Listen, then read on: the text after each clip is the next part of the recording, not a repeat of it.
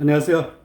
오늘 강의할 주제는 얼굴형으로 본 운세에 대해서 강의를 한번 해보겠습니다. 얼굴형에는 여러 가지가 있습니다. 그 중에서 비전 십자면도라는 게 있습니다. 비밀로 전하는 10가지 글자형. 그러니까 우리 얼굴이 10가지 글자하고 닮았다고 해서 그걸로 운세를 판단하는 방법입니다. 그 중에서 신자형이 있습니다. 이 신자가 이렇게 쓰죠, 한자. 이런 얼굴형이라는 것입니다. 거기에 앞서 여기 한번 보십시오. 이 사진 한 장을 보십시오. 이분도 음인입니다. 오행으로 얼굴을 보는 그런 방법이 있습니다. 오행은 목화토금수죠. 목화토금수입니다. 이 오행은 사주에서 반드시 필요한 것이죠. 관상에도 오행관상이라는 게 있습니다. 그러면 이 사람 같은 얼굴은 오행으로 봤을 때 어느 형에, 목화토금수 어느 형에 해당되는지 제가 좀 간단하게 좀 말씀 먼저 드리고 그 다음에 이 신자형에 대해서 설명을 해드리겠습니다. 이런 얼굴을 화형이라고 합니다. 이 화죠. 이 화는 불을 뜻하는 것입니다. 불. 불이 났을 때 그 모습을 한번 보십시오. 불규칙하죠? 그리고 위가 뾰족합니다. 이런 화형은 삼정이 뾰족합니다. 삼정이란 것은 이마, 그 다음에 눈썹에서 코, 코끝에서 턱끝까지 이 삼정이 전체적으로 봤을 때 좀 뾰족한 느낌, 날카로운 느낌의 든 얼굴형을 얘기하는 것입니다. 이 사람이 그렇죠? 좀 날렵하고 날카롭고 뾰족해 보이죠? 날카롭고 예민한 듯하다. 이 화형들이 그렇습니다. 그리고 성질이 좀 조급한 면입니다. 행동거지가 전체적으로 일정함이 없습니다. 여기나 불을 한번 봅시다. 불 났을 때 일정하게 가는 것이 아니죠. 불규칙하게 불이 피어오르죠. 그리고 신경이 좀 예민한 편입니다. 안정감이 없죠.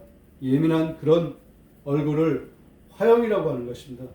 화의 기운을 이 사람이 품고 있다는 그런 내용입니다. 눈 한번 보십시오. 눈이 굉장히 날카롭죠. 그리고 코도 그렇습니다. 코가 오똑하거나 살붙임이 좋은 게 아닙니다. 코도 좀 날카롭죠. 입도 그렇습니다. 그래서 이런 얼굴을 화형의 얼굴이라고 하는 것입니다. 이 목화토금수 그 얼굴형이 반드시 나쁘다는 게 아닙니다. 이러한 특징이 있다는 그런 말씀을 드리고 싶어서 제가 이 화형에 대해서 설명을 한 것입니다. 자, 그 다음에 본격적으로 얼굴형 비전 십자면도에서 신자형을 한번 공부를 한번 해보겠습니다. 이 그림 한번 보시죠. 신장이란 것은 이렇게 생긴 얼굴형입니다.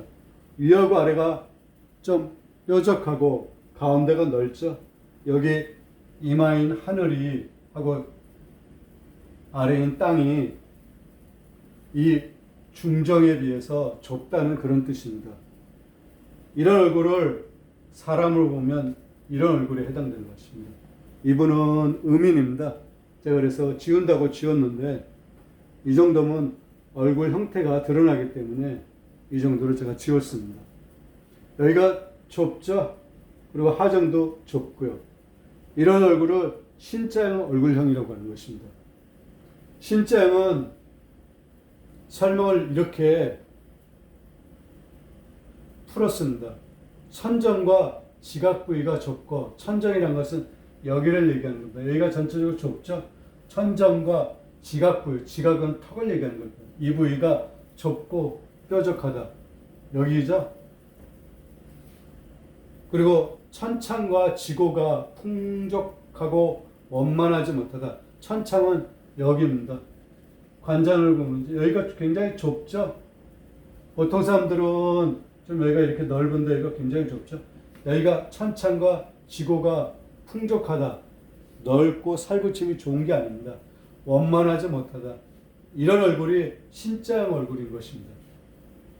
그러면 남자가 신자형이면 어떤 운세, 어떤 특징이 있는지 한번 살펴보겠습니다.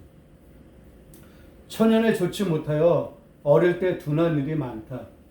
이 처년은 이마가 처년운이죠. 그리고 여기 코하고 광골 있는 데가 중년운. 그 다음에 이 턱이 말년운. 우리가 관상학적으로 그렇게 살펴보고 있습니다. 부모 양편이 다 부족했으니 형극할 일이 많았다. 부모와의 인연이 안 좋을 수 있습니다. 두 분과의 인연이, 그러니까 두 분이 먼저 돌아가시거나 둘 중에 한 분이 먼저 돌아가시고 한 분의 힘이 약하다는 것입니다. 그래서 형극할 일이 많았다. 처년이 좋지 못했다는 것입니다. 그리고 얼굴의 삼관, 우리 얼굴 중에 삼관은 입, 귀, 눈입니다. 이 부위가 좋으면 공명이 있다고 그랬습니다. 공명이라는 것은 이름을 널리 알린다고 하는 것입니다. 좋은 쪽으로 알려야 되죠. 그리고 오간이란 것은 이목구비미, 이 미는 눈썹입니다. 오간이 잘 생겼으면 수명이 길다고 했습니다.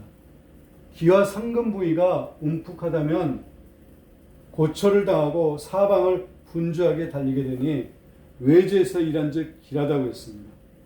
오간이 잘 생기면 수명이 길고 이 기와 상금 부위, 이 사람은 이 상근이 이 코에 코가 틀어져 있습니다. 입도 틀어져 있고요.